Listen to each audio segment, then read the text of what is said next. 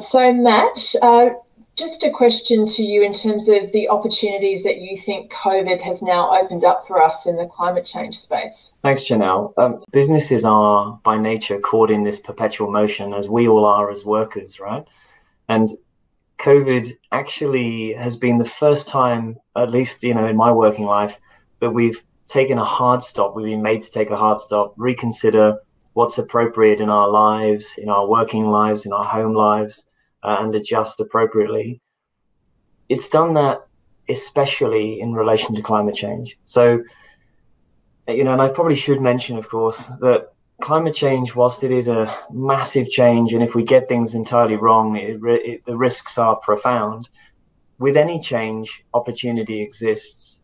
We know so much about climate change. It's one of the most well-studied phenomena, and so we have all of these great scenarios, and we have predictive capability of what different scenarios could look like at a local and a global level. And yet we haven't really taken the opportunity to stand back and say, well, okay, what are those upsides? How do we steer our organizations? How do we steer our countries in the right direction? And COVID has actually done that. So in a couple of ways, we've started to see obviously a huge amount of government funding to support this crisis in the near term, but also set us up for the long term.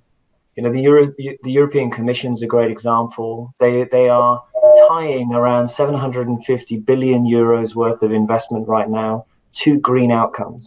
So you can only access that money if you're able to demonstrate that there are green outcomes. And actually 1 in 4 euros has to go to climate action.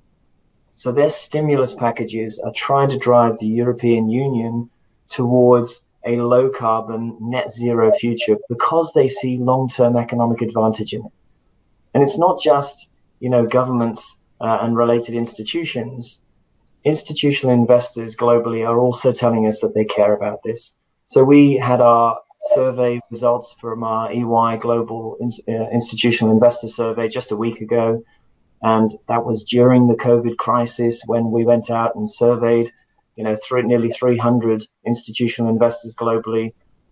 And what they came back with is that they are doubling down on ESG performance. They're assessing it more than they ever have. They are tying their decision-making into things like climate risk. So nearly 75% of investors, for example, told us that they're either going to be reconsidering or moving away from investments on the basis of climate risk. That's unprecedented. And that's not changing. That's only going to strengthen over time. So now is the real opportunity to put organizations in a position where they are maximizing the benefits from understanding what the decarbonized economy looks like and steering the ship in the right direction. They're going to attract the right capital. They're going to attract, as you said, Janelle, the right generation, that nearly 1 in 4 people on Earth who in the next decade or so will be in the Generation Z. It just makes a lot of sense to be seeing it as an upside.